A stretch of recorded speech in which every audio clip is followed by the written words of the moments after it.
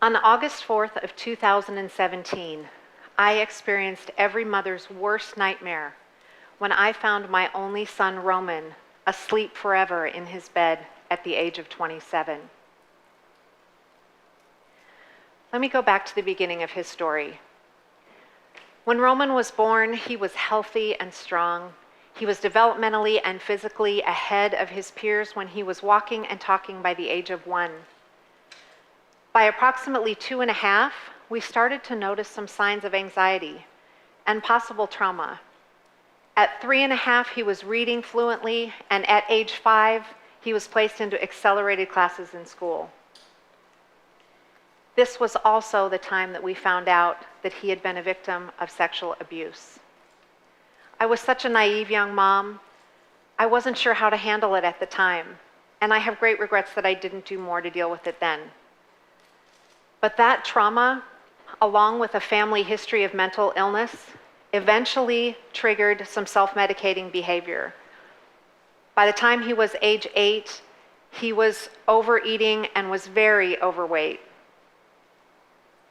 That self-medicating behavior eventually triggered a substance use disorder when he was age 15 and he received prescription pain meds following a routine oral surgery. Over the next couple of years, I'm not sure how he made it through high school.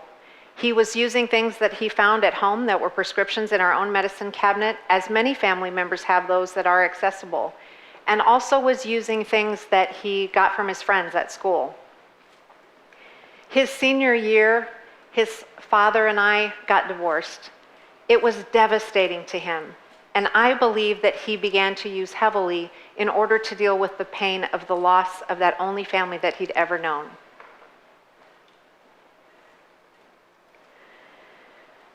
This is a poem that he wrote his senior year. His descent included the following: job losses, car accidents, brief incarcerations, broken relationships, multiple life-threatening overdoses. One of those overdoses landed him in ICU in 2012 for more than a week on life support. I was living in Minnesota at the time, and I received a call from a nurse in Austin, and she said, "You've got to get here right away." I said, "Is he gonna make it?" She said, "You just need to get here right away."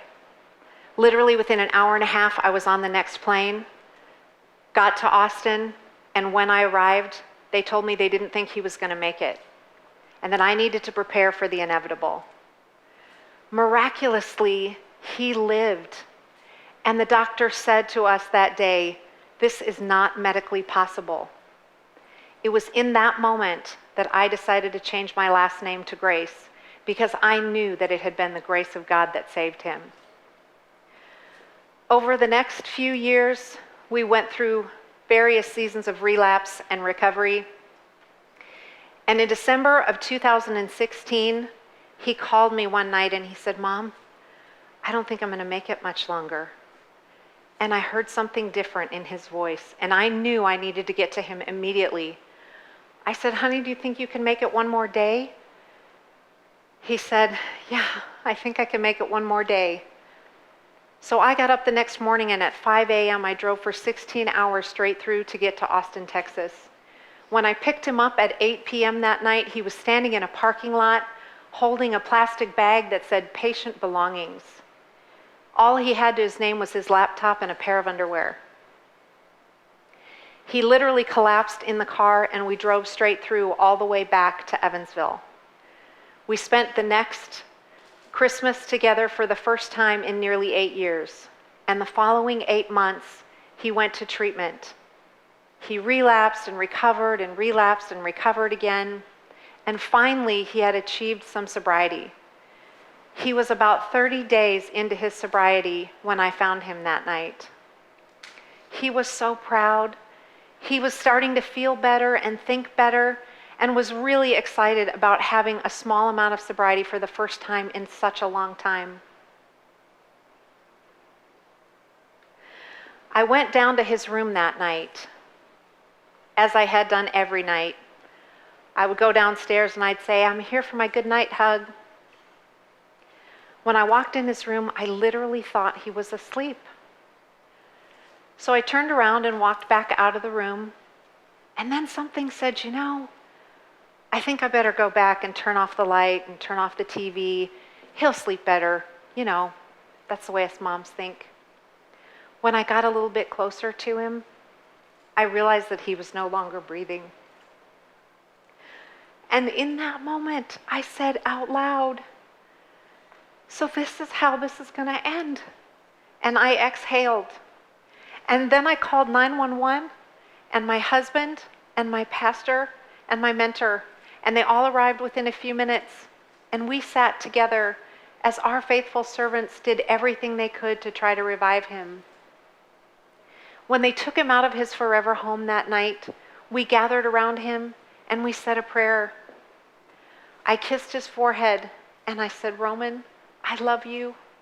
Now say hello to the God that you said you're not sure if you believe in anymore for me. And in that moment, he transitioned into eternity, and I knew that my life was never going to be the same. I wanted everything that I did and every word that I said from that moment forward to be honoring of the life that he had lived and the struggle that we had shared.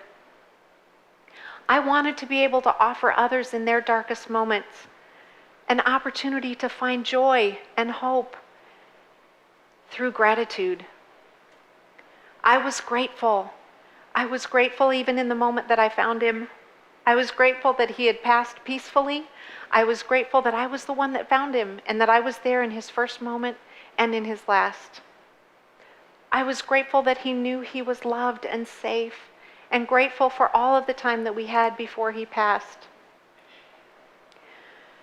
We hosted his life celebration in our backyard, and then we spread his ashes in the Crow River in Delano, Minnesota, where he had fished as a boy. It was one of the few happy memories that we had of his childhood, and I wanted that to be the place where we left him. I was grateful that this chapter of our life was finally over. I'm going to go back a few chapters now. A few years ago, I decided to become a life coach and a family recovery coach because I wanted to be able to help other people that were struggling along this same path. I didn't know where to start, but for more than a decade, I had been suffering with something that I now call secondhand addiction. We all know about the consequences of secondhand smoke for anybody that has exposure to it, right? Secondhand addiction is very similar. Typically, if you have a spouse, a child, a loved one, a grandparent, a sibling, you are experiencing secondhand addiction symptoms such as marital, social, emotional, financial distress alongside them that is simultaneously impacting your life. I knew that if I was going to survive, I was going to have to start looking at my own secondhand addiction symptoms, which were many. I had marital distress, I had issues at work, I had seasons of binge eating and binge drinking. I had severe health problems such as fibromyalgia, which is greatly exacerbated by stress, and also severe PTSD as the secondary trauma of running alongside Roman on this ride had nearly threatened to swallow me alive. I was going to need a treatment plan, and that was going to consist of intense assessment, lots of reflection, therapy, and extreme self-care. Loved ones must have a strategy for their own survival if they're going to make it alongside a loved one with a substance use disorder. Roman and I had spoken candidly throughout the course of his journey, and we had talked about someday writing a book together. I'm currently in the process of writing that book as a means of fulfilling that promise that I made to him that I would. I used to say to him, Rome, as long as you're breathing, there's still hope that things can be better. Now I say that to myself, and I hear him whisper it back to me also. When I was little, all I dreamed of was being a wife and a mom. I wanted to be a healer and a world changer too. I had no idea what the future would hold, This certainly is not the path that I would have chosen, but it is the path that has chosen me. So as I reflected on that time in ICU when he was clinging to life, I wanted to be able to give back and to help others. There is so much shame and stigma when somebody overdoses. People don't know what to do. We had to hire a therapist to research options for us so we would know where to take him if he even was brave enough to choose treatment following his overdose. The stigma and shame is ridiculous. Consider this. If your child has a fatal diagnosis of cancer, everyone rallies. Your loved ones, your community, your neighbors, your churchgoers. Everybody gives you prayers and support and love and financial assistance and even brings food. On the other hand, when you find out that your child has an equally fatal diagnosis of a substance use disorder, you go into hiding. The shame and the stigma are incredible. You feel like everybody thinks it must be the parent's fault, right? What did you do to him? Or they feel like this is some choice for a lifestyle that this person has chosen, and somehow this is the consequences they deserve. It's horrible. That shame and stigma is consuming the lives of our loved ones at a staggering rate of more than 200 a day in America. 200. With nearly 73,000 people that die every year from this disease, how many other devastated loved ones does that leave behind? Many people don't even recover from this kind of loss and trauma. They die slowly alongside their children. They're swallowed alive by the pain. I've certainly had those moments, those days, those weeks, and even those months in this last year. But I am compelled by a desire and a calling to see something more come of the ashes of his life. So when I found myself in need of a new dream, and I reflected on all that had happened in ICU, I wanted to be able to give back and to make a difference in the lives of others. As I continue to raise awareness about the impact of secondhand addiction, and also as part of my local and national advocacy work, I have an idea. I believe that if we can find people at the point of their greatest need, when they have experienced some kind of life-threatening overdose from a substance use disorder or an alcohol use disorder, if we can reach both them and their family members simultaneously at that point, we can significantly impact the number of people that choose life-saving treatment beyond that event. Currently, according to data that the Mayor's Substance Abuse Task Force has collected, in Evansville, only 8% of the individuals that present at an emergency room with a life-threatening event choose treatment. 8%.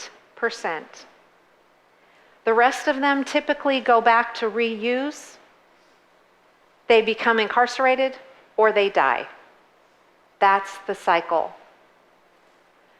So, my idea is to bring a team of coaches into the emergency room, life coaches, recovery coaches, peer recovery specialists that can meet with both the family as well as the loved one to influence that decision for life-saving treatment. As a part of the task force, I've shared my idea with the mayor, with senators and representatives in our state, with the drug czar of Indiana, with the CEOs of our local hospitals, and anyone else that will listen to me. This idea is generating significant interest in our community. And I believe that as we are developing a plan to someday see it launched, that it will very definitely impact the number of people and lives that are saved in our community as far as well beyond our little corner of the world. I'm going to continue to advocate and raise awareness about secondhand addiction and advocate also for those who have lost a loved one along this terrible epidemic. It is my prayer that the legacy of Roman and I will continue to bring hope and healing to many others for as long as I continue to breathe for us both. Thank you.